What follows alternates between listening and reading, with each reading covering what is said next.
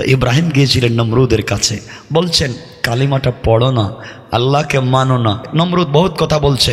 নমরুদ বলছেন তোমার আল্লাহ কি করতে পারেন? ইব্রাহিম বলছেন আমার আল্লাহ জীবন দিতে পারে, জীবন নিতে পারে। তো নমরুদ জায়গায় একটা লোকরে ছাইড়া দিল, আর একটা লোকরে মাইরা ফালাইলো। ঘটনা বলা উদ্দেশ্য না। এক পর্যায়ে যাইতে যাইতে শয়তান বুদ্ধি দিল নমরুদরে, ইব্রাহিমের ইমান যদি নষ্ট করতে চাও তাইলে দেশের ভিতরে নাচ গানের আয়োজন করো। কিসের আয়োজন?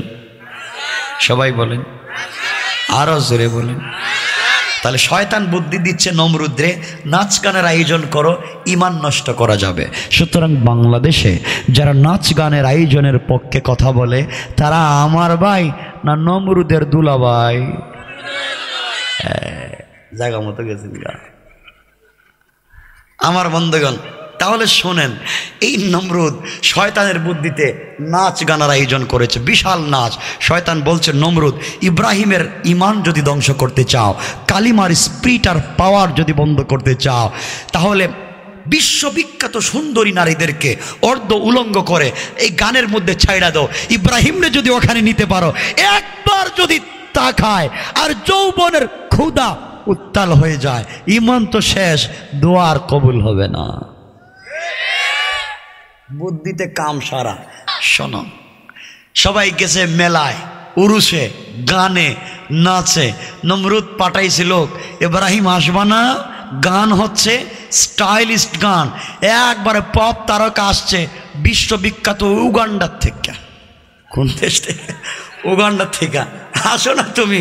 ইব্রাহিম বলছেন ইন্নি সাকিম, আমি অসুস্থ, তোমাদের নাচ গানে নাই। আসলে ইব্রাহিম শারীরিকভাবে অসুস্থ ছিলেন না।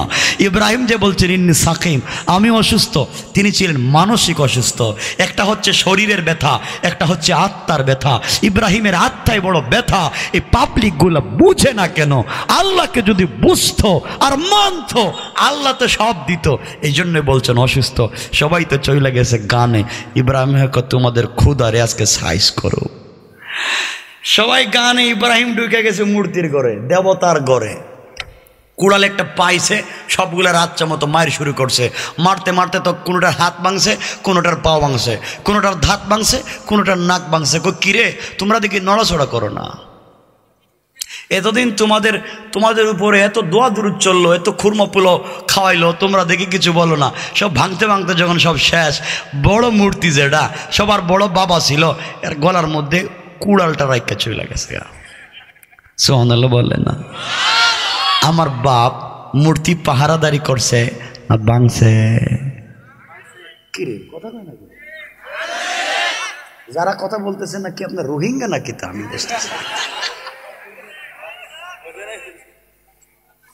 বাস্তব কথাগুলো বলতেছি, বানাইয়া না। কোরআন তো হাতে নিয়ে রাখছে। আমার বন্ধুগণ শুনেন, ইব্রাহিম আলাইহিস সালাম তো সবগুলোর সাইজ করলেন, চলে গেলেন। গান শেষ, নাচ শেষ। আসছে তো নমরুদ, আয়সা ঢুকছে গান বাজনার থেকে। আয়সা এখন যাইতেছে তার বাপ দাদার একটু খুরমা পোলাও খাওয়াইব।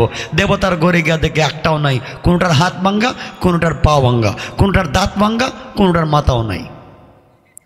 ইব্রাহিম কয়েক এই নমরুদকে এই কাজটা করলো কে? সবাই বলতেছে ইব্রাহিম ছাড়ার কেউ না। ইব্রাহিমই গেছেন, যায় নাই, সব গেছে। ইব্রাহিমরে ডাকাও। ইব্রাহিমকে আনা হলো। তিনি বলছেন আমারে ডাকতেছে কেন? আমি তোমাদের মূর্তি ভাঙতে যাবো কেন? সবগুলার ভাঙ্গে দেখতেছে না, বড়টার গলায় কুড়াল কেন? ওরে জিগাও। সুবহানাল্লাহ বললেন না? ইব্রাহিম যখন বললেন শোনো, আমাকে জিজ্ঞাসা করে লাভ নাই, তোমরা তাকে জিজ্ঞাসা করো না কেন যার ইবাদত করলে কে ভেঙ্গেছে, আঘাত করে ভেঙ্গে ফেললো, কে জিজ্ঞাসা করো। নমরুদ বলছে ইব্রাহিম শোনো, এগুলা কথা বলতে পারে না, কুত্তা প্রস্রাব করলেও সরাইতে পারে না। ইব্রাহিম ডেকে বললেন যারা নিজের কল্যাণ করতে পারে না, ভাঙ্গা থেকে নিজেকে বাঁচাতে পারে না, কুকুর প্রস্রাব করলে সরাইয়া দিতে পারে না, ওরা কেমনে তোমাদের খোদা হয়? ওরা তো খোদা না, ওরা হলো আস্তা বেহুদা। মানা যাবে না। নমরুদ যখন দেখছে যুক্তিতে আর পারবে না, দরকার নাই, এই বান্ধ হাত পাও, আগুনে ফেলাও। কোথায়? ঘটনা আপনারা জানেন, আগে বলছি ঘটনা বলবো না। আল্লাহর তাওহীদ, আল্লাহর একত্ববাদের শক্তি বোঝাবো। আগুন তো জ্বালানো হলো, দীর্ঘদিন পর্যন্ত গর্তে আগুন জ্বালানো হলো। 5-7 কিলোমিটার দূর থেকে ইব্রাহিমকে ফালানো হবে অগ্নিকুণ্ডলিতে। ফালাবে কে? কেউ দ্বারা কাছে আসে না। ইব্রাহিমকে ফালাইতে গেল তার বাপ আজর। কে ফালাইছে? আজর। আগুনে ফালাই দিছেন। আগুনে যখন ইব্রাহিম পড়ে যাচ্ছেন, ইব্রাহিমের শরীরের কাপড় খুলে দিছে। আরে শোনো না, তোমার বাবার কথা বলছি, মিল্লতের বাবার কথা বলছি। শরীর কাপড় নাই, নমরুদ আগুন দিয়ে জ্বালায়া দিচ্ছে শুধুমাত্র তাওহীদের জন্য। তোমার কাপড় কেউ খোলে নাই, তোমার জিন্দা শরীরে কেউ আগুন ধরায়া দেয় নাই। তোমার কিসের টেনশন, কিসের ভয়? এখনো জিন্দা, দাঁড়িয়ে গেলে কথা বলতে পারবে না, ঠিক কিনা বলেন? ইব্রাহিমকে তো আগুনে ফেলে দিচ্ছে, বোঝাচ্ছে আল্লাহর প্রতি বিশ্বাস। ইব্রাহিম তো আগুনে পড়ে যাচ্ছেন, দাও দাও করে জ্বলতেছে। এমন সময় বিভিন্ন ফেরেশতা আসছেন, এসে বলছেন, ইব্রাহিম তুমি বলো না, তোমাকে বাঁচাইয়া দেই, আগুন থেকে সরাইয়া দেই, নাইলে আগুনে জ্বলে যাইবা। ইব্রাহিম বলছেন, ও ফেরেশতারা, তোমরা কোথ থেকে আসছো? কেউ লক্ষ কোটি মাইল দূর থেকে আসছি, কেউ তো 1000 মাইল দূর থেকে আসছি। ইব্রাহিম মুস্কি মুস্কি হেসে বলছেন, তোমরা কেমনে বুঝলা? আমি তো প্রেম করেছি এক মাওলার সঙ্গে, মাওলা নাকি আমার সঙ্গে প্রেম করেছে। প্রেম আর বন্ধুর পরিচয় তো বিপদে। আজকে আমি আগুনে বিপদে, আমার আল্লাহ কি দেখে না? আল্লাহু আকবার। আরে আমি তো এমনি আগুনে পড়ি না, আগুনে তো পড়ি তার জন্য। উনি দেখে না, আমার কিছু করার নাই, উনি দেখতে তো পারে আমি কেন পড়ে যাই। আল্লাহ বলছেন, ইব্রাহিম তুমি যখন এই কথা বলছো, প্রেম নাকি আমার সঙ্গে করছো, আমার জন্য নাকি আগুনে জ্বলছো, আমি কেমন বন্ধু আমার জন্য মরতে চায়? আমি হাঁটু পানিতে নামতে চাই না। আমি আল্লাহ বলছি, আগুন এয়ার কন্ডিশন হয়ে যাও। এয়ার কন্ডিশন, ও আমার বন্ধু, আগুন সাবধান, তোর কাজ হইল জ্বালানো, আর আজকের কাজ হইল আমার বন্ধুর এয়ার কন্ডিশন রুমের ভিতরে রাইখা দেওয়া। আর বন্ধুর শরীরে তো আগুন লাগবে, দূরের কথা পশমের জন্য না লাগে। কে করছেন? লম্বা ঘটনা। ইব্রাহিম আলাইহিস সালামকে আগুন থেকে নমরুদ, যে সময় সব জ্বলে পড়ে ছাই হয়ে গেল, ইব্রাহিম বের হলেন। নমরুদ কই, কিরে এত আগুন, হাজার হাজার পাখি ময়ূরে সাপ, ইব্রাহিম দেখি মরে না। ইব্রাহিম বলছেন, কিরে বাটপার, কার সাথে যুদ্ধ করিস? তুই জানিস না আমার একজন বন্ধু আছে, বন্ধু বলছে বিপদে পড়লে আমি আছি। সুবহানাল্লাহ বলেন না? আমাদেরও বন্ধু আছেন একজন আল্লাহ। আল্লাহকে বলছি, আল্লাহ রাস্তায় তো কথা বলতে যাই, মাঠে তো দিনের কথা বলতে যাই, বিপদ তো আসতে পারে, এই রূহটা, এই জীবনটা তোমার কাছে আমানত রেখে গেলাম, বন্ধু আমানত ঠিক রাখো। আল্লাহু আকবার বলেন না? আল্লাহু আকবার বলেন। তো আমার বন্ধু। এক পর্যায়ে ইব্রাহিমকে জ্বালাতে পারলো না, সামনের দিকে যাচ্ছি, হযরত ইব্রাহিম আলাইহিস সালামকে বলল, ইব্রাহিম তোমার আল্লাহর সঙ্গে যুদ্ধ। কার সঙ্গে? ইব্রাহিম বলেন, একদিন সময় দাও। বলে, কেন সময় দিব? সময় দেওয়া দেবি নাই, তোমার আল্লাহর সাথে যুদ্ধ। ইব্রাহিম চিন্তা করলো, তো লাখ লাখ সেনাবাহিনী আছে, অস্ত্র আছে, আমার যে কিচ্ছু নয়, আমি আবার ডেট দিয়ে কোন বিপদে পড়ি। আল্লাহ বলছেন, ইব্রাহিম একদিনের টাইম নাই, তুমি ডেট দাও। ডেট হলো অমুক মাঠে খেলা হবে। নমরুদ গোড়া নিয়া, উট নিয়া, রকেট লঞ্চার, সাবমেরিন, ক্ষেপণাস্ত্র, ক্লাসিনকোপ, মারণাস্ত্র সব নিয়ে তো গেল মাঠে। লাখ লাখ সেনাবাহিনী, যুদ্ধ হবে আল্লাহর সঙ্গে। ইব্রাহিম আলাইহিস সালাম দূর থেকে দেখতেছেন লাখ লাখ সেনাবাহিনী, ইব্রাহিম একা মাঠে যায় না। আল্লাহ রেখা, আল্লাহ যুদ্ধের ডেট দিলা, এখন দেখতেছি নমরুদ একা, আমার যে কেউ নাই, তুমি কি আমারে মায়ের খাওয়াইবা নাকি আজকে? আল্লাহ বলছেন, ইব্রাহিম লা তাহজান, ভয় করিস না ইব্রাহিম, আগুন থেকে বাহির করছি, আর সাধারণ নমরুদ থেকে বাঁচাতে পারবো না। যাও তুমি মাঠে, তুমি একা নয়, আমার স্পেশাল ফোর্স পাঠাচ্ছি। এত আসতে বলেন কেন? ইব্রাহিম ইসলাম মাঠে গেলে নমরুদ কই, কি রে সেনাবাহিনী কই? আছে তো, একজনও নাই, তুই দেখি একা? কয় আছে তো। নমরুদের হাজার হাজার সেনাবাহিনী দাঁড়িয়ে আছে। ইব্রাহিম হঠাৎ করে উপর দিকে তাকায়, দেখেন কালো মেঘের মতো দেখা যায়। হঠাৎ করে আল্লাহরে বলছেন, আল্লাহ মারামারির মধ্যে আবার বৃষ্টি দিতেছ কেন? আল্লাহ বলছেন, বৃষ্টি না, আর একটু উপর দিকে তাকায় দেখো কি দেখা যায়। ইব্রাহিম তাকায় দেখেন শুধু মশা আর মশা। সুবহানাল্লাহ বললেন না? আরে আল্লাহ কোরআনে মশার কথা নিয়ে এসেছেন, কোরআনে বলছেন আল্লাহ মশা হচ্ছে একবারে হালকা পাতলা দুর্বল প্রাণী। আল্লাহ বলছেন নমরুদ তো আমার কাছে মশার চাইতেও দুর্বল। আচ্ছা আমারে আপনারা বলেন তো, এই পৃথিবীতে নমরুদের মতো শক্তিশালী কেউ আছে? কথা বলেন না কেন? আছে। আল্লাহ এই নমরুদরেই কইছেন তুই আমার কাছে মশার চাইতে দুর্বল, তো আপনি টেনশন করেন কেন? মশা আসছে, ইব্রাহিম বলছেন আল্লাহ মশা আবার কি করবে, মশা দিয়ে লাভ কি? আল্লাহ বললেন ডাক দিয়া, ও ইব্রাহিম তুমি জানো না ও মাকার ও মাকার আল্লাহ। আমার আল্লাহ ডাক দিয়া বলেন ইব্রাহিম ও তোমার বিরুদ্ধে সেনাবাহিনী নিয়ে মাঠে এসেছে, আমার বিরুদ্ধে যুদ্ধ করবে, কৌশল করেছে, সেনাবাহিনী নিয়ে এসেছে, আমি কিচ্ছু দিলাম না, আমি আল্লাহ কিছু মশা দিলাম। ইব্রাহিম তুমি শোনো, তারা যে কৌশল করে আমি আল্লাহ আরো বড় কৌশলী আল্লাহ কোরআনে জানাইয়া দিলেন। আল্লাহ রাব্বুল ইজ্জত ওয়াল জালাল বললেন ওয়া মাকারু ওয়া মাকার আল্লাহ ওয়াল্লাহু খায়রুল মাকিরিন।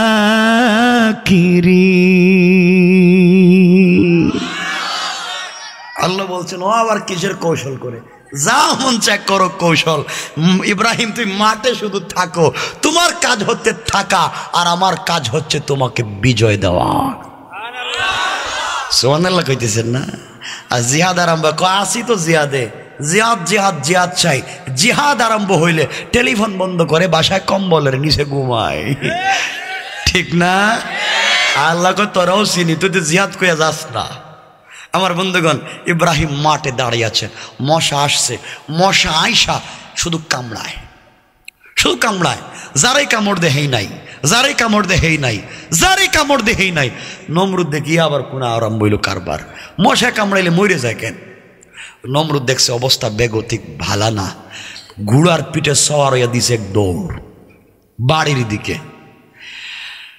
নমরুদ যখন দৌড় দিছে, একটা ল্যাংড়া মশা, মানে বিকলাঙ্গ, পাও নাই ভাঙ্গা, যুদ্ধক্ষেত্রে আসতে পারে নাই, পাও ভাঙ্গা দিকে রাস্তায় দাঁড়াইয়া দাঁড়াইয়া চিন্তা করতেছে এই পাও ভাঙ্গালে যুদ্ধে গেলাম কি, বৈশা থাকি এখানে, এখানে বৈশা আছে পাওটা ভাঙ্গা। হঠাৎ করে দেখে বড়টা যাইতেছে গা, নমরুদ যাইতেছে, আল্লাহ আল্লাহ কয় কি ও পাও ভাঙ্গা যুদ্ধে গেলে না? কয় পারি না। এখন ডাকতেছো কেন? আল্লাহ বড়টা তো যায়। আল্লাহ বলে তুই কি করবে? বলে মশা বলে আল্লাহ তুমি হুকুম করে দেখো না আমি কিছু করতে পারি কিনা। আল্লাহু আকবার বলে। আল্লাহ কয় যা ল্যাংরা তোরে দিলাম, যা দেখি কি কর, যা যা। ল্যাংরা রাস্তায় গিয়া এই যে মশার দুইটা সুর আছে না, ডাইরেক্ট দাঁড়াই আছে। নমরুদ তো দৌড়তাছে দৌড়তাছে মানে দৌড়তাছে, ডাইরেক্ট ল্যাংড়া মশাটা নাক দিয়ে ঢুকা মগজে চলে গেছে গা, কোনো কারবার নাই। ভিতরে গিয়া কতক্ষণ পরে পরে কামড় দেয়। নমরুদ তো কি রে আমার মাথায় কামড়ায় গাডা, যুদ্ধে গেলাম ভালো, এখন কামড়ায় কেন? কামড়ায়, বাসায় গেছে ভাল লাগে না, শুধু কামড়ায়। শৈল থাপ্পড় দিয়ে দেখে ভাল লাগে।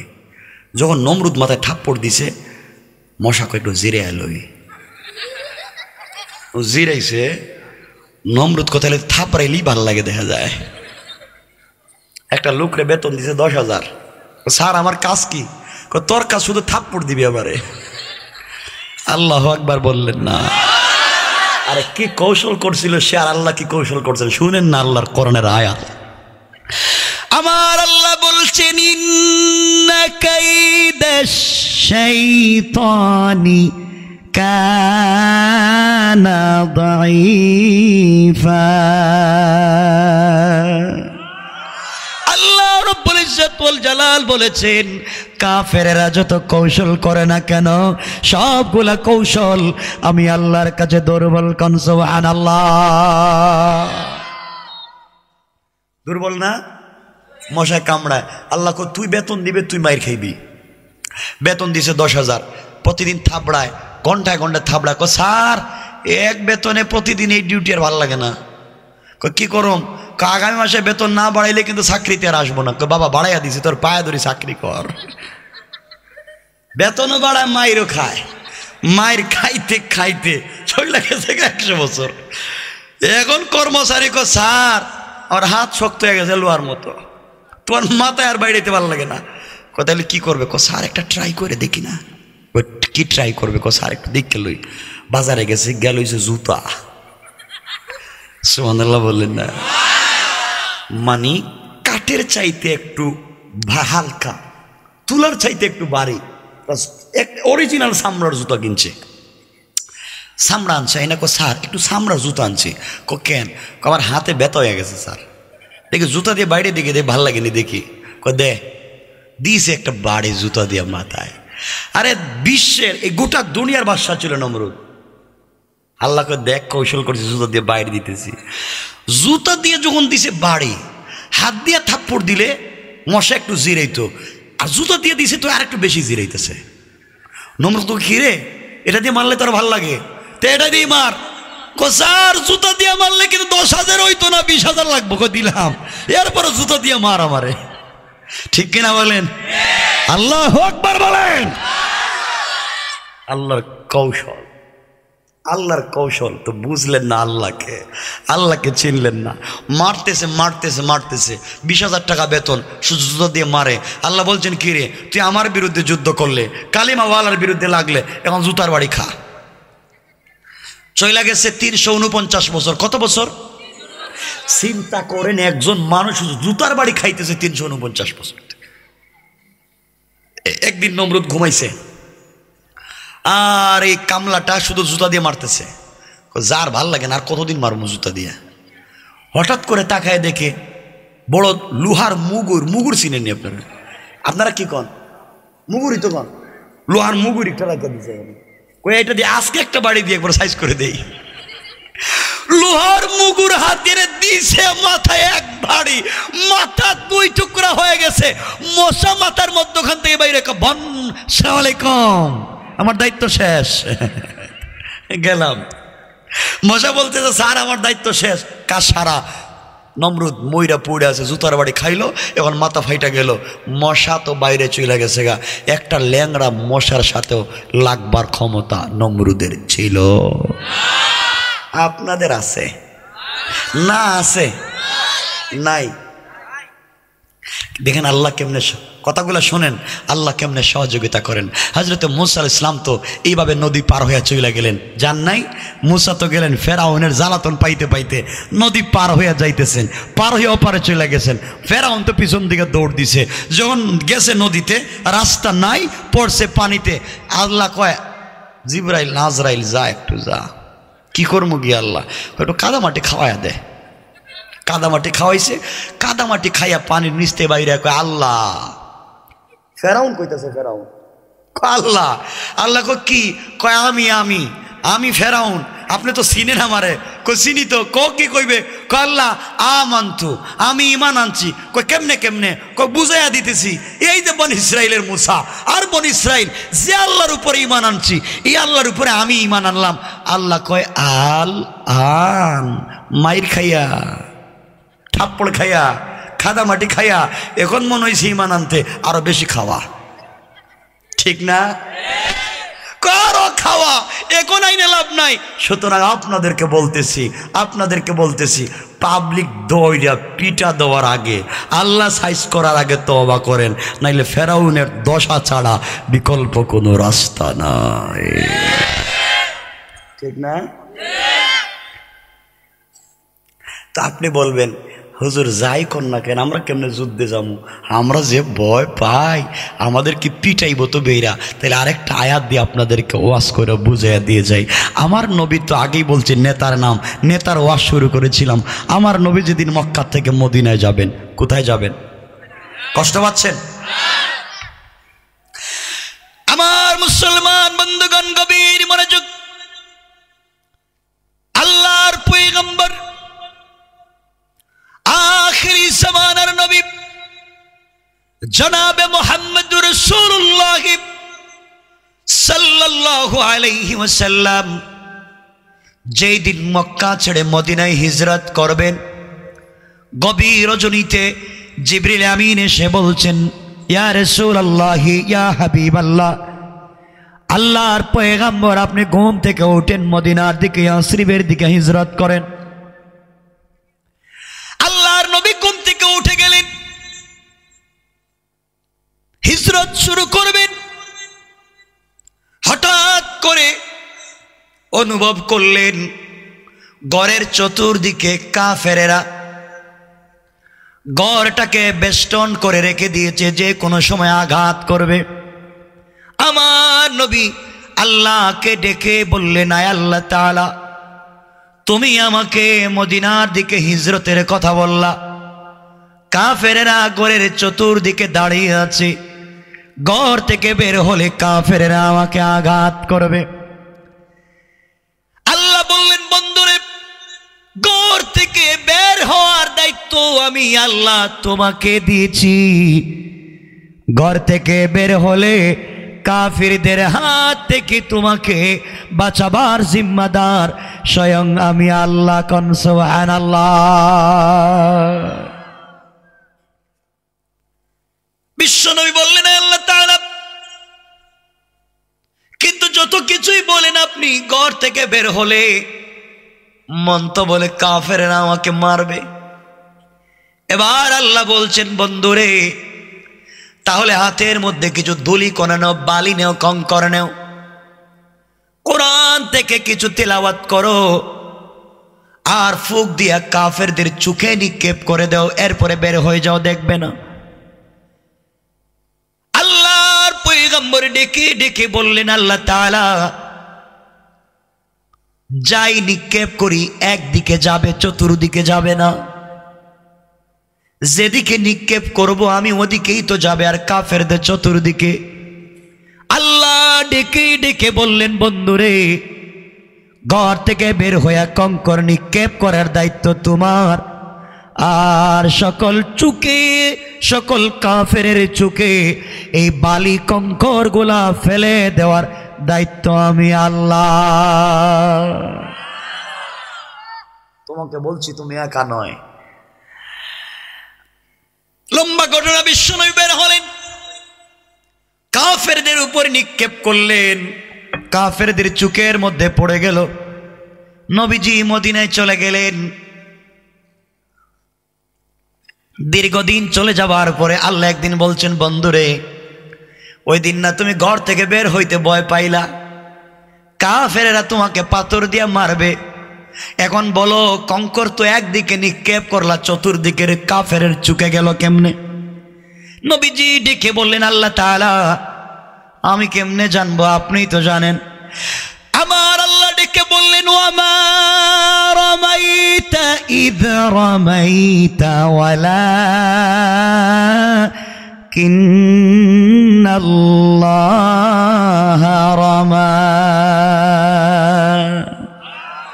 আল্লাহ রাব্বুল ইজ্জত ওয়াল জালাল জানাইয়া দিলেন, বন্ধুরে, তুমি মনে করেছো তুমি নিক্ষেপ করেছো, না না, তুমি যখন আমার উপরে ভরসা করে ঘর থেকে বের হয়েছো, হাত তোমার ছিল না, ওইটা আমি আল্লাহর কুদরতের হাত হয়ে গিয়েছিল। আর আমি আল্লাহ তোমাকে বাঁচাবার জন্য সবার চোখে চোখে আমি আল্লাহ আমার কুদরতের হাত দিয়ে ফেলে দিয়েছি। কোন সুবহানাল্লাহ। এই আল্লাহ আছেন?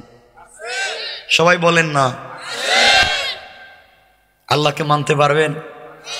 কিন্তু জানেন একটা কথা বলি, সূরা নিসার ৭৬-৭৭ নম্বর আয়াতে আল্লাহ বলতেছেন, আমাদের কথা বলতেছেন, আজকালকে নাকি কোরআনের কথা বলা যায় না, আজকালকে নাকি বাচ্চারা আল্লাহকে চিনে না, ওরা কাইন্দা কাইন্দা আল্লাহর কাছে বলতেছে, আল্লাহ আমরা কোরআন পড়তে পারি না, সব জালেমের দেশ বইরা গেছে, আমাদেরকে বাঁচাও, বলতেছে নাকি? কথা কয় না কেন? ঠিক জানলেন কেমনে? কেমনে বুঝলেন? কে আপনাকে বলছে? দেখেন আল্লাহ বলছেন, আল্লাহ বলছেন, আমার আল্লাহ বলছেন কোরআনে কারীমের ভিতরে কেমনে মুসলমানেরা মাজলুম হয়ে আল্লাহর কাছে ডেকে ডেকে বলছে। শুনেন, আল্লাহ রাব্বুল ইজ্জত ওয়াল জালাল বলছেন, ওয়ামা লাকুম লা তুকাতিলুনা ফি সাবিলিল্লাহ।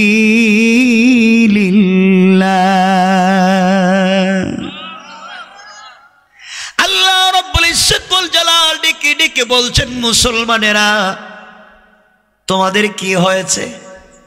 কি হয়েছে তোমাদের? তোমরা কেন জিহাদ করো না, কেতাল করো না? তোমরা কেন সংঘবদ্ধ হয় যুদ্ধ করো না, প্রতিবাদ করো না? কার পক্ষে কার বিপক্ষে? আল্লাহ রাব্বুল ইজ্জত ওয়াল জালাল বলছেন, শোনো, ওয়াল মুস্তাদআফিনা মিনার রিজালি ওয়ান নিসাই ওয়াল উইলদান। আল্লাহ রাব্বুল ইজ্জত ওয়াল জালাল বলছেন, যেই দেশের নারী পুরুষ, যেই দেশের বৃদ্ধার বৃদ্ধ, যেই দেশের মাসুম বাচ্চা ডেকে ডেকে বলছে, আল্লাহ কোরআন তেলাওয়াত করতে পারি না, আমাদেরকে জঙ্গি বলে। মসজিদের গেলে, মাদ্রাসায় গেলে আমাদেরকে তালেবান বলে। টাকনুর উপরে প্যান্ট পরলে আমাদেরকে পিটায়। আল্লাহ কি করব? আল্লাহ দেশের ভিতরে থাকতে পারবো না। আল্লাহ বলছেন, কি চাও?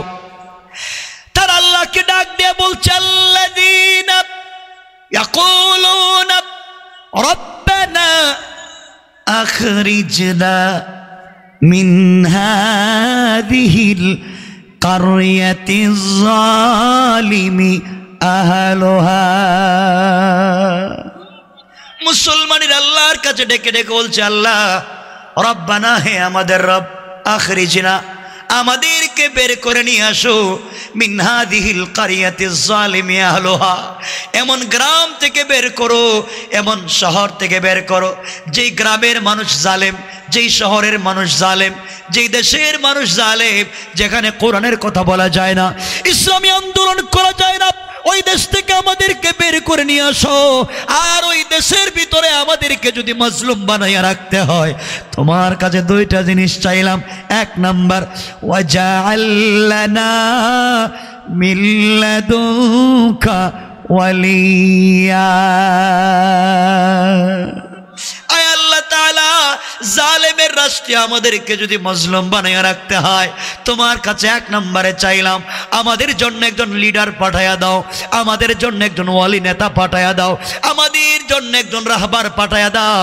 ওই নেতা রাস্তায় নেমে তাকবীর দিয়া বলবে, মাঠে আসো, তাওহীদ আর রিসালাতের পক্ষে, তাগুতের বিরুদ্ধে যুদ্ধ হবে। আল্লাহ কথা দিলাম, কথা দিলাম, মরে যেতে পারি, জীবন দিতে পারি, কিন্তু কোরআনের আন্দোলন থেকে এক মিনিটের জন্য পিছপা হব না। মুসলমানের আল্লাহর কাছে বলছে, আল্লাহ তাআলা, শুধু নেতা দিলে হবে না, সাহায্যের প্রয়োজন আছে। তুমি তো বদরের যুদ্ধে বিশ্ব নবীকে নেতা বানিয়েছো, এরপরেও তো সাহায্য দিয়েছো। আয় আল্লাহ, তোমার সাহায্য লাগবে। মুসলমানেরা বলে, ওয়াজআল লানা মিন লাদুনকা নাসীরা। আয় আল্লাহ, শুধু নেতা দিলে হবে না, সাহায্যের প্রয়োজন। তুমি যদি আমাদেরকে ভালো একজন নেতা পাঠায়া দাও আর আমাদের জন্য সাহায্য নাজিল করো। মনিব, কথা দিলাম, কথা দিলাম, মরে যেতে পারে, জীবন দিতে পারি, তোমার কোরআন থেকে এক মিনিটের জন্য পিছপা হব না। কোন সুবহানাল্লাহ, আল্লাহু আকবার বলেন। আমার বন্ধুগণ, কষ্ট পাচ্ছেন আমার কথা? 12টা হয়ে যেতেছে, আর লম্বা করবো না। 12টা হয়ে যেতেছে, লম্বা করা যাবে না। না না, আরে ভাই, আজ কথা বলি, কিছু শোনেন। আর কি বলি শোনেন, 12টার পরে যদি ওয়াজ করি, আমি ওয়াজ করতে পারবো সারা রাত্রে, কিন্তু 12টার পরে ওয়াজ করবার কারণে আপনারা যারা ফজরের নামাজ পড়বেন না, কিয়ামতের দিন আল্লাহ বলবেন, কি রে, ওয়াজে আধা ঘন্টা কমাইলে অসুবিধা আছে কি, এরা যে নামাজ পড়লো না। কি ফেরেশতা দেখতেছি, এরা আসমান থেকে এসে। তাইলে বলেন যখন, তাইলে লোক গেল কই? আর মনে হইতেছে পুরো এলাকা রোহিঙ্গা। না, আপনারা অনেক ভদ্র, ভালো মানুষ না? অনেক ভালো, খুব ভালো। শুধু মারামারি, কিলাকিলি, এগুলোইতে আছেন আপনারা, ঠিক না? ঠিক কেন? আমার বন্ধুগণ, কষ্ট পাচ্ছেন? আসেন সামনের দিকে যাই। এতক্ষণ তো বলছি আল্লাহর কথা, আল্লাহ বলছেন গোলাম তুই আমার পথে থাক, আমার জন্য মর, আমি তোর সাথে আছি। এখন আপনি বলবেন আল্লাহ সব তো বুঝলাম, কিন্তু আমি না অনেক গুনাহ করে ফেলাইছি, অনেক অপরাধ করে ফেলাইছি, অনেক গুনাহগুলা নিয়ে আমি কই যাবো, তোমার ধারা কাছে যাইতে ভাল লাগে না, তুমি যদি আবার রাগ করে ফেলাও আমি কই যাব, তুমি কি আমার গুনাহ মাফ করবা? গোলাম আল্লাহকে বলছে। আল্লাহ বলছে গোলাম তুই চিনস না তো আমাকে, তোর গুনাহ কত বড়, তোর গুনাহ তো আসমান জমিনের চাইতে বড় হবে না, আরো বড় হলেও মাফ করে দিব। সুবহানাল্লাহ বলেন, আরো জোরে বলেন, একটু হাত উঠান কার কার ওয়াজ অসুবিধা হইতেছে। ওরে আল্লাহ 2 ঘন্টার কাছাকাছি ওয়াজ করলাম।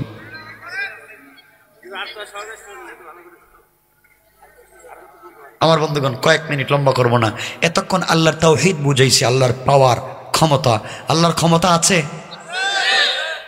প্রস্রাবে দলকে উঠবেন না, বসে থাকেন সারা জীবন, প্রস্রাব বসে থাকেন জায়গায়, সারা জীবন প্রস্রাব করছেন, বিকালে প্রস্রাব করেন নাই? আমি তো কইরা আসছি বিকালে, বসেন।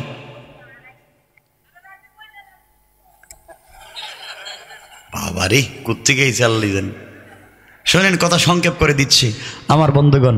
আল্লাহ বলছেন গোলাম গোলাম শোন, তুই টেনশন করতেছিস গুনাহ নিয়া, তাহলে দেখ তোর গুনাহ আমি কেমনে।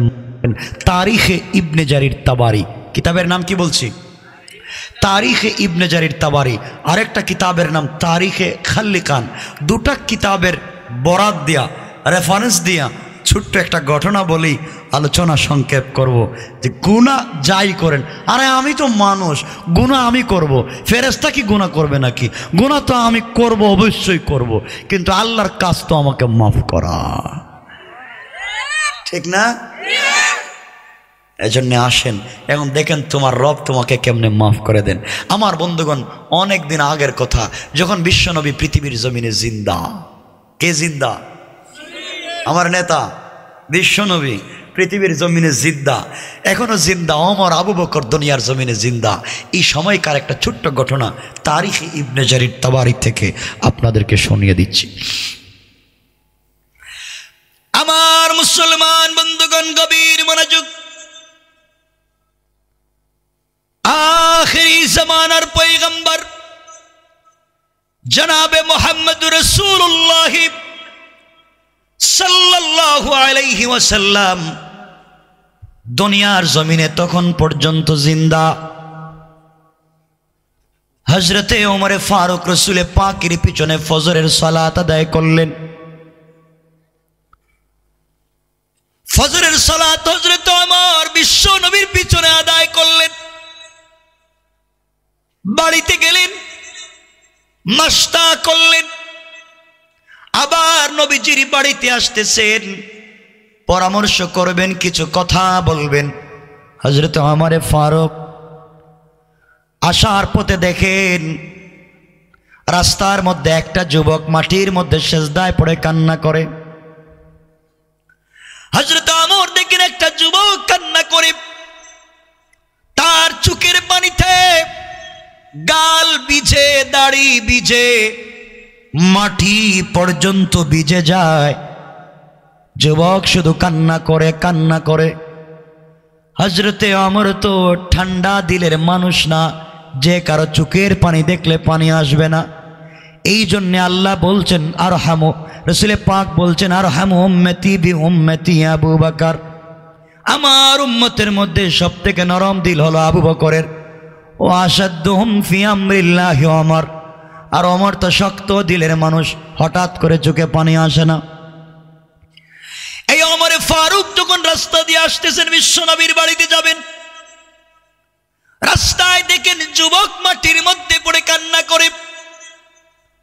ওমর এসে বললেন, যুবক তুমি কান্না করো কেন? মাথা উঠাও, কি হয়েছে? তুমি কান্না করো কেন? যুবক মাথা উঠায়া বলছেন, ভাই ওমর, জিন্দেগিতে এত বড় অপরাধ করে ফেলেছি, অন্যায় করে ফেলেছি, যেই গুনাহ জিন্দেগিতে মনে হয় মাফ হবে না, এই জন্য কান্না করি। এত বড় অপরাধ করেছি, আমার মতো অপরাধী মনে হয় দুনিয়ার জমিনে আর কেউ নাই। এবার ওমর বললেন, বাইরে কি অপরাধ করেছো তুমি কি আমাকে বলতে পারবা? যুবক ডেকে ডেকে বলছেন, ভাই ওমর, আপনাকে বলে কোনো লাভ নাই, আপনি আমার কোনো কল্যাণ করতে পারবেন না, কিন্তু আপনার কাছে একটা পরামর্শ চাই, আপনার কাছ থেকে উপকার চাই। আমার বললেন, যুবক বলো কি কল্যাণ আর উপকার করতে পারি? যুবক ডেকে ডেকে বলছেন, ভাই ওমর রে, এখন পর্যন্ত দুনিয়ার জমিনে বিশ্ব নবী জিন্দা, রহমতের নবী দুনিয়ার জমিনে জিন্দা, তুমি যদি আমাকে নবীজির কাছে নিয়ে যাও আর বিশ্ব নবী আমার জিন্দেগির গুনার জন্যে আল্লাহর কাছে হাত উঠিয়ে সুপারিশ করে মাফ চান, আমার বিশ্বাস আমার আল্লাহ কখনো বিশ্ব নবীর হাতকে ফিরাইয়া দিবে না। কোন সুবহানাল্লাহ।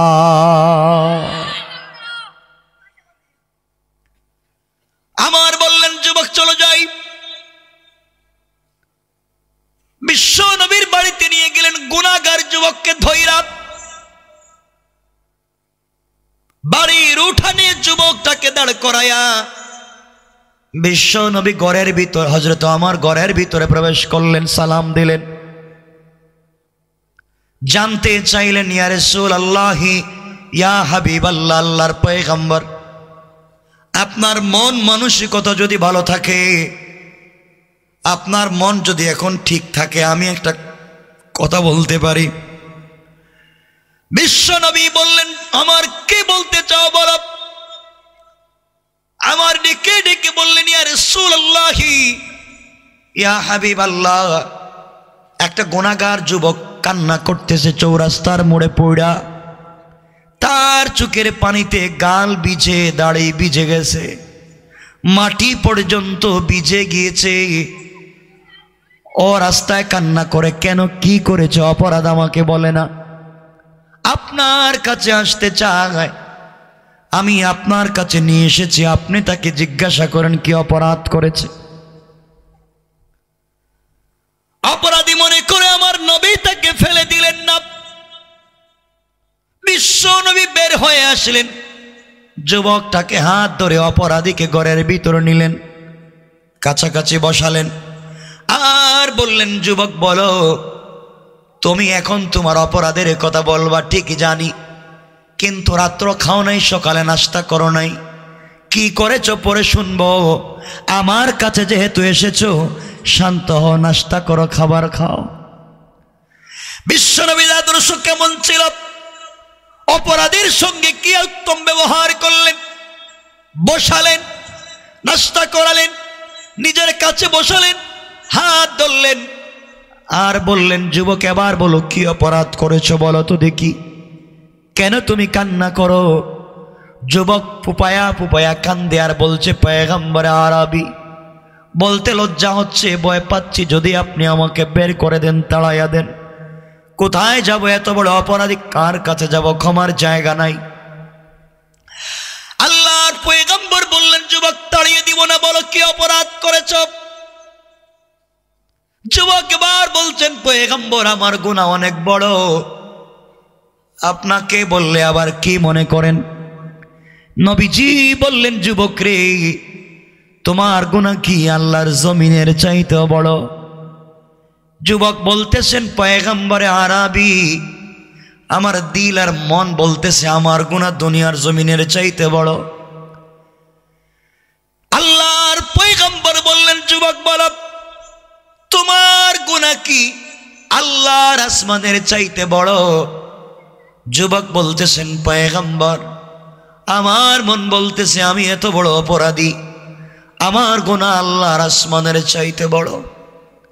এবার নবীজি বললেন, যুবক বলো, জবাব দাও, তোমার গুনাহ আল্লাহর আসমান জমিনের চাইতেও কি বড়?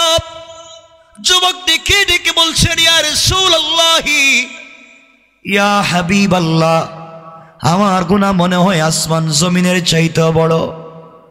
নবীজি বললেন, যুবক বলো তোমার গুনাহ কি আল্লাহর জাহান্নামের চাইতে বড়? যুবক বলছেন, পয়গম্বর আমি এত বড় অপরাধী, এমন অপরাধীকে জাহান্নামে রাখবেন না, স্পেশাল জাহান্নাম বানাইয়া আল্লাহ ওই জায়গায় দিবেন আমার গুনাহ আরো বড়। নবীজি আশ্চর্য হয়ে গেলেন, এত বড় গুনাহ দুনিয়ার জমিনে কি? আল্লাহর পয়গম্বর বললেন, যুবক রে তুমি বলো তোমার গুনাহ কি আল্লাহর জান্নাতের চাইতে বড়? যুবক কান্না করে বলছেন, পয়গম্বর মন বলতেছে আমার গুনাহ আল্লাহর জান্নাতের চাইতে বড়, 8টা জান্নাতের চাইতে আমার গুনাহ বড়। এবার নবীজি বললেন, যুবক বলো তোমার গুনাহ কি আসমান জমিন জান্নাত জাহান্নামের চাইতে বড়? যুবক বলতেছেন, পয়গম্বর সবকিছু মিলালে যত বড় হয়, আমার মন বলতেছে আমি এত বড় অপরাধী, আমার গুনাহ আরো বড়। এবার নবীজি বললেন, যুবক তুমি বলো তোমার গুনাহ কি আল্লাহর আরশে আসিমের চাইতে বড়? যুবক বলতেছেন, পয়গম্বরে আরবি মন বলতেছে আমার গুনাহ আরো বড়। নবীজি বললেন, লৌহ কলমের চাইতেও কি তোমার গুনাহ বড়? যুবক বলতেছেন, পয়গম্বর আমার গুনাহ তো আরো বড়। নবীজি বললেন, যুবক তুই জানিস না সিদরাতুল মুনতাহা অনেক বড়, তোর গুনাহ কি এর চাইতেও বড়? যুবক বলছেন, পয়গম্বরে আরবি আরো বড়। এবার নবীজি বললেন, যুবক বলো জান্নাত জাহান্নাম আরশ কুরসি লৌহ কলম আসমান জমিন মিলালে যত বড় হয়, তোমার গুনাহ কি আরো বড়? যুবক পায়ে ধরে বলতেছেন, পয়গম্বরে আরবি মাফ চাই আর বলবেন না, দিল বলতেছে আমার গুনাহ তো আরো বড়। এবার নবীজি বললেন, যুবক জবাব দাও তোমার গুনাহ কি আল্লাহর মায়া আল্লাহর দয়া আল্লাহর রহমতের চাইতে বড়? যুবক বলতেছেন, পয়গম্বর আপনি কেমনে মনে করলেন আমার মতো গুনাহগার কি আল্লাহ দয়া দেখাবেন, মায়া দেখাবেন? আমার মতো গুনাহগারের প্রতি আল্লাহ রহম দেখাবেন? আমার গুনাহ তো আরো বড়। নবীজি আশ্চর্য হয়ে গেলেন, কি বলতে চাও? এত বড় গুনাহ কি দুনিয়ার জমিনে আছে? এবার নবীজি দাঁড়িয়ে গেলেন আর বললেন, শোনো, হাল আশরাকতা বিল্লাহ, নির্ঘাত তুমি আল্লাহর সঙ্গে কাউকে শরীক করেছো। কারণ আল্লাহ বলেছেন, ইন্নাহু মান ইউশরিক বিল্লাহ ফাকাদ হারামাল্লাহু আলাইহিল জান্নাহ ওয়া মাওয়াহুন নার ওয়া মা লিয-যালিমিনা মিন আনসার। আল্লাহ বলেছেন যারা শিরিক করে তার জন্য জান্নাত হারাম, জাহান্নাম ওয়াজিব, কিয়ামতের দিনে কোনো সাহায্য করে নাই। যুবক তুমি কি আল্লাহর সঙ্গে শরীক করেছো? যুবক আল্লাহ পাকের জাতের কসম করে বলছে, পয়গম্বরে আরবি না না আমি তো শিরিক করি নাই। এবার নবীজি বলছেন, যুবক জবাব দাও, হাল কতালতা নাফসা, নিশ্চয় অন্যায় ভাবে তুমি কাউকে হত্যা করেছো, অন্যায় ভাবে কাউকে মারছো? যুবক বলছেন, পয়গম্বর না অন্যায় ভাবে কাউকে মারিও নাই, শিরিকও করি নাই। আল্লাহর পয়গম্বর বললেন, যুবক রে এই দুই গুনার চাইতে আরো কোনো বড় গুনাহ আছে আমার জানা নাই? এই দুই গুনার চাইতে আরো বড় গুনাহ আছে কি আমার জানা নাই? বলো তুমি কি অপরাধ করেছো? এবার যুবক বলতেছেন, পয়গম্বর আপনি শুনেন আমি কি অপরাধ করেছি। নবীজি বললেন, যুবক রে বলো কি অপরাধ করেছো? যুবক ডেকে ডেকে বলছেন, পয়গম্বর আমি হলাম এই মদিনার সব থেকে বড় একজন কাফন চোরা। কিশোর সবাই বলেন কাফন চোরা। পয়গম্বর আমি কাফন চুরি করে বাজারে বিক্রি করি, ওই টাকা দিয়ে আমার পরিবার চালাই। এবার নবীজি বললেন, যুবক রে কাফন চুরি করে ফেলেছো তো কবিরা গুনাহ করে ফেলেছো, এত টেনশন করার কি, তওবা করো আল্লাহ মাফ করে দিবে। যুবক বলছেন, পয়গম্বরে আরবি না আমার গুনাহ শুরু হয় নাই, আরো আছে। নবীজি বললেন, তাহলে বলো তোমার গুনার ফেরেশতা কি আমাকে শোনাও। যুবক বলছেন, পয়গম্বর শোনেন, গতকালকে মদিনার একজন আনসারি যুবতী মেয়ে ইন্তেকাল করেছে। ওই মেয়েটা ছিল হাফেজে কোরআন। মেয়েটা আজ পর্যন্ত কোনো ছেলেকে বিয়ে করে নাই, মেয়েটা কোনো ছেলের চেহারাও দেখে নাই। মেয়েটা সারা রাত্র তাহাজ্জুদের নামাজ পড়তো, সারাদিন রোজা রাখতো, আজ অবধি কোনো ছেলেকে বিয়ে করে নাই। এই মেয়েটার উপাধি হুরে মদিনা, মদিনার হুর, বিশ্ববিখ্যাত সুন্দরী। এই মেয়েটা গতকালকে ইন্তেকাল করেছে।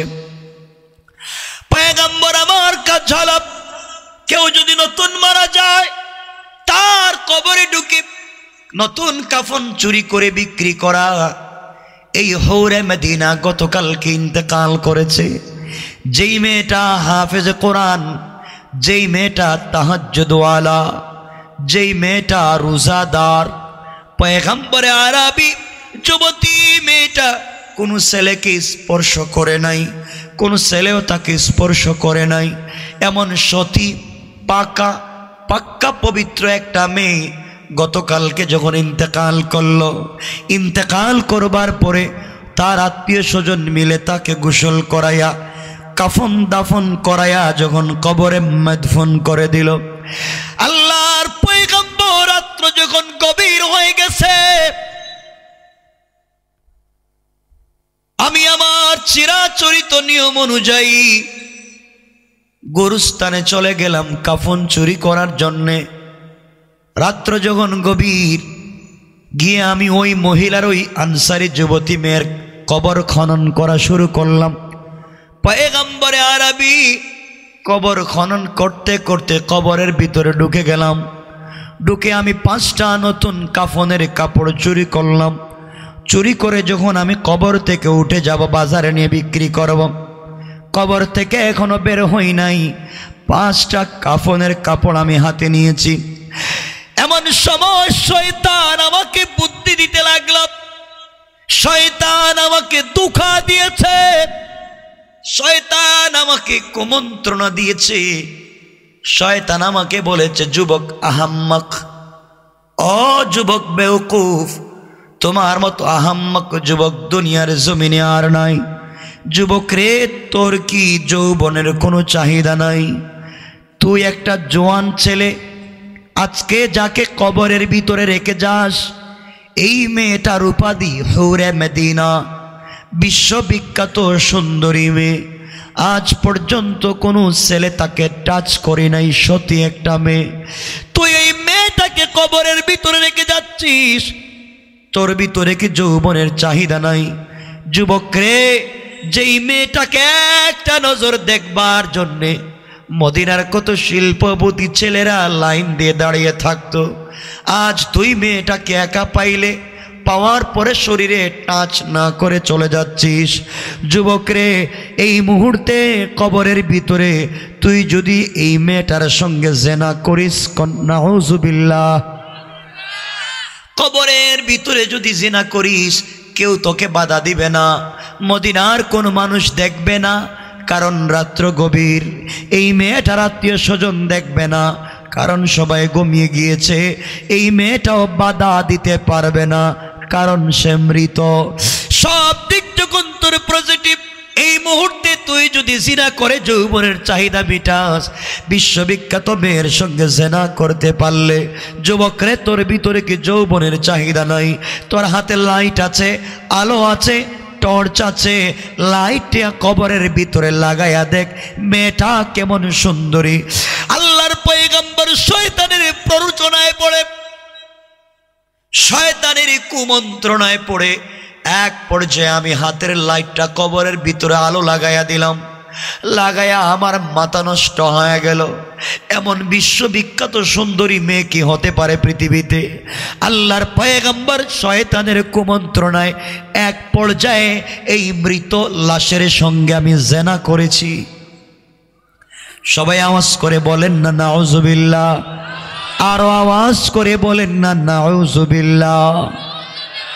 আল্লাহর পয়গম্বর সিনা করলাম, যৌবনের চাহিদা মিটায়া কাফনের 5টা কাপড় নিয়ে আমি যখন কবর থেকে বের হয়ে যাব, এমন সময় শুনি আমার কানে আওয়াজ আসে, ওই মেয়েটা জিন্দা হইয়া যেন কথা বলতেছে।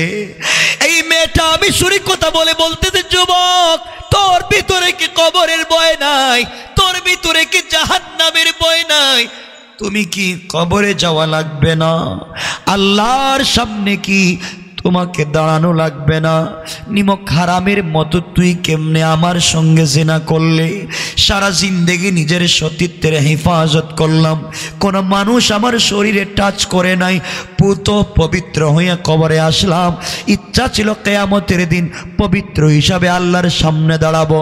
যুবক, তুই আমার সঙ্গে জিনা করে আমাকে অপবিত্র বানাইয়া দিলে। ও যুবক, তোর ভিতরে কি আল্লাহর ভয় নাই? কবরের আযাবের ভয় নাই? কেমনে অপরাধ করলি? কেমনে জাহান্নাম থেকে নিজেকে বাঁচাবি? মদিনার কোনো মানুষ দেখে নাই, এই জন্য প্রতিবাদ করে নাই। আমার আত্মীয় স্বজন পরিবার পরিজন দেখে নাই, কেউ প্রতিবাদ করে নাই। যুবক, আমি অমৃত কথা বলতে পারলাম না। ইয়া আইয়ুহাল ইনসান, ওই মানুষ, মা গাররাকা বিরাব্বিকাল কারীম, কে তোকে ধোঁকা দিয়েছে আমার মতো একটা মৃত লাশের সঙ্গে জিনা করতে? যুবক রে, আমি কোরআনের হাফেজা, আমি একজন রোজাদার মেয়ে, তুই কেমনে জিনা করলে? কর, যা মন চায় করলি। কিয়ামতের দিনে আল্লাহর কাঠগড়ায় আমি হব মাজলুম, তুই জালেম। আল্লাহর কাঠগড়ায় আমি তোকে আসামি বানাইয়া দিলাম। কিয়ামতের দিনে জান্নাতে যেতে পারবে না, আমার হিসাব না দিয়ে পা নাড়াতে পারবে না। আল্লাহর পয়গম্বর ওই কথাগুলা যখন আমার কানে বাজলো, এই কথাগুলা শুনবার পরে, এই কথাগুলো শুনবার পরে ভিতরে ভয় ঢুকে গেছে। কাফনের কাপড়গুলা কবরের ভিতরে রেখে দিলাম, লাফ দিয়া কবর থেকে আমি উঠে যাই। কবরের ভয় আমার ভিতরে ঢুকে গেছে, জাহান্নামের ভয় আমার ভিতরে ঢুকে গেছে, আল্লাহর কাঠগড়ায় আসামি হিসাবে দাঁড়াবার ভয় ঢুকে গেছে। এই জন্য আর চুরি করি নাই। সারা রাত্র রাস্তায় দাঁড়াইয়া দাঁড়াইয়া, বৈশা বৈশা, শুয়া শুয়া, সেজদায় পড়ে শুধু কান্না করে বলেছি, আল্লাহ তুমি কি আমার মতো অপরাধীকে মাফ করে দিবা না?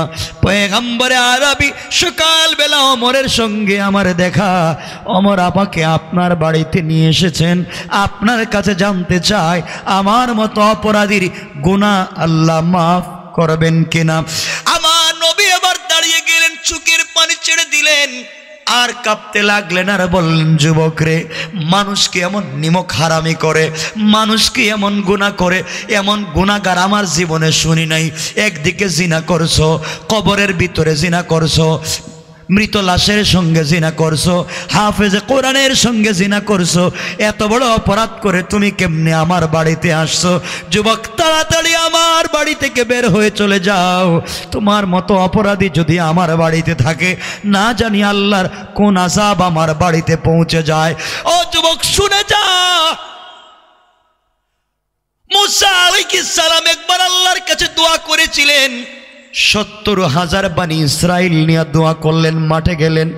পয়গম্বর মুসা আল্লাহর কাছে দোয়া করলেন বৃষ্টির জন্য, আল্লাহ বৃষ্টি দেয় না। আল্লাহর কাছে মুসা বলেন, আল্লাহ এত মানুষ নিয়ে মাঠে আসলাম, নামাজ পড়লাম, আমি মুসা দোয়া করলাম, কবুল করো না কেন? আল্লাহ বলছেন, মুসা রে, তোর 70,000-এর ভিতরে একটা জিনাকার আছে, একজন জিনাকারের কারণে তোমার দোয়াকে আমি কবুল করি নাই। ও যুবক, 70,000 মানুষের দোয়া, মুসা পয়গম্বরের দোয়াকে আল্লাহ কবুল করেন নাই। একজন অপরাধী আর জিনাকারের কারণে তুমি অপরাধ করে আমার বাড়িতে আসছো, না জানি কোন আযাব আমার বাড়িতে চলে আসে। তুমি বের হয়ে চলে যাও, তুমি চলে যাও। আমি জানি না তোমাকে আল্লাহ মাফ করবেন কিনা, আমি জানি না, আল্লাহ তোমার ব্যাপারে ফয়সালা করবেন। এই কথা শুনবার পরে যুবক ঘর থেকে বের হয়ে রাস্তায় গিয়ে কান্না করে, ওগো আল্লাহ, গিয়েছিলাম বিশ্ব নবীর বাড়িতে, রহমতের নবীর বাড়িতে গিয়েছিলাম, তিনিও শেষ পর্যন্ত কোনো পথ দেখাইয়া দিলেন না। জানি জানি আমার মতো গুনাহগারের বাঁচার কোনো পথ নাই, তুমি ছাড়া তো বাঁচতে পারবো না। এই কথা বলে যুবক কাঁদতে কাঁদতে মদিনার সব থেকে উঁচা পাহাড়ের উপরে উঠে গেছে। 12:10। আপনাদের কথায় তো আর চলতেছি না, রাইখা দেবো কিন্তু উল্টা পাল্টা করলে।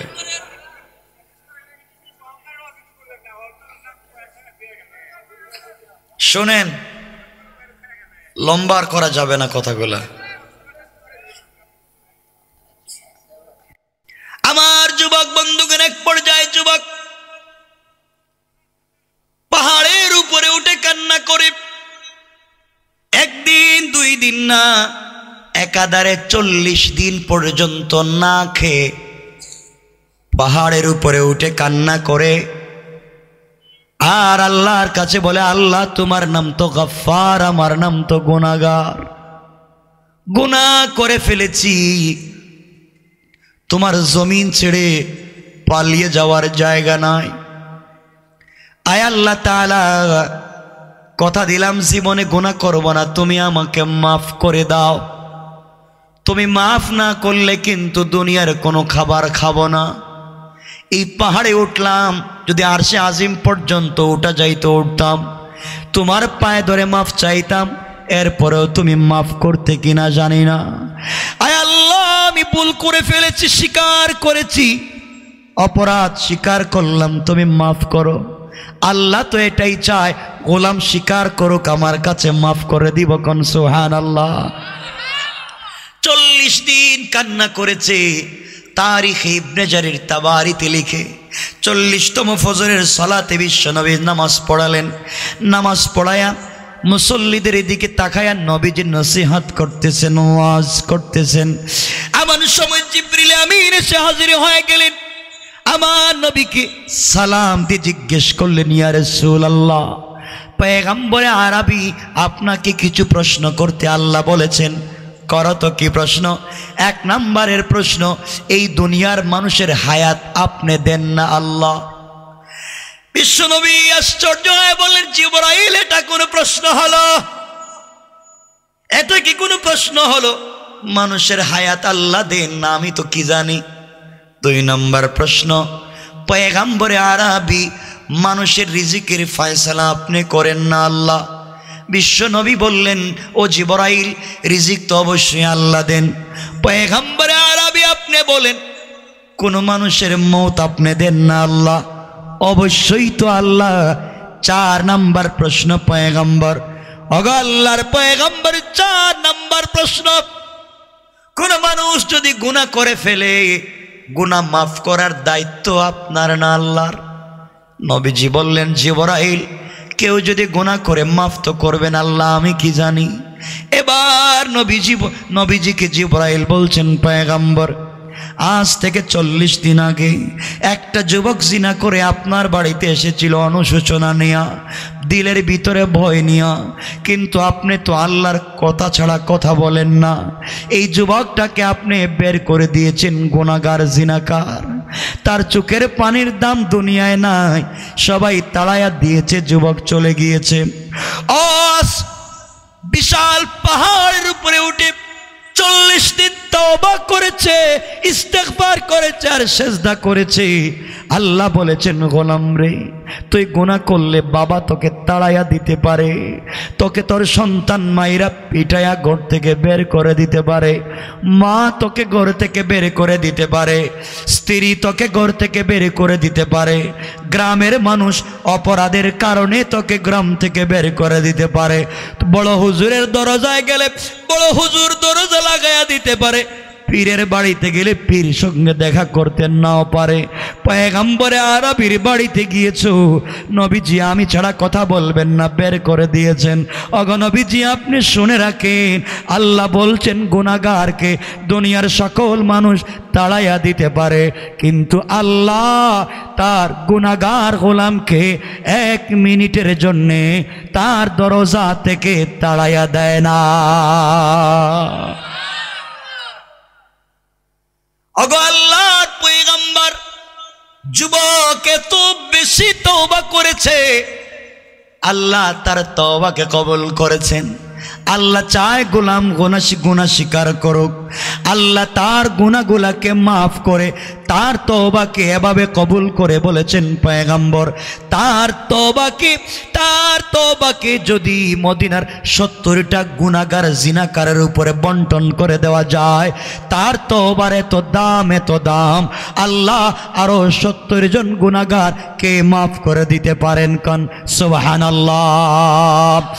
এই কথা আল্লাহ কোরআনে কারীমের ভিতরে বলছেন, ওয়াল্লাযীনা ইয়াকুলুনা রব্বানা সরিফ আন্না আযাবা জাহান্নাম ইন্না আযাবাহা কানা গারামা। আল্লাহ বলেছেন, গোলাম রে, সাকারাত শুরু হয়ে যাওয়ার আগে, গারগারা শুরু হয়ে যাওয়ার আগে, কবরে চলে যাওয়ার আগে, সাকারাত শুরু হয়ে যাওয়ার আগে, আজরাইল পৌঁছে যাওয়ার আগে, ব্রেন নষ্ট হয়ে যাওয়ার আগে তুই যদি গোটা জিন্দেগির গুনার জন্য আমি আল্লাহর দরবারে পড়ে যাস, গোলাম কথা দিলাম কেউ তোকে চিনবে না, জানবে না। আমি আল্লাহ তোকে মাফ করে, তোর গুনাহগুলাকে মাফ করে ওই পরিমাণ সওয়াব তোর আমল নামায় লিখে দেয়া, জাহান্নাম থেকে নামটা কাটায়া জান্নাতের লিস্টে আমি আল্লাহ নিজে উঠাইয়া দিলাম। সুবহানাল্লাহ, জোরে পড়ে। সুতরাং আর সামনে যাইতে চাই না। আমার বন্ধুগণ, প্রথমে বলেছিলাম আল্লাহর তাওহীদ এবং স্পিরিট পাওয়ার, শক্তির কথা, আর এখন আইসা বললাম আল্লাহ কেমনে মাফ করেন তার কথা, ঠিক না? এতটুকুনি থাকে।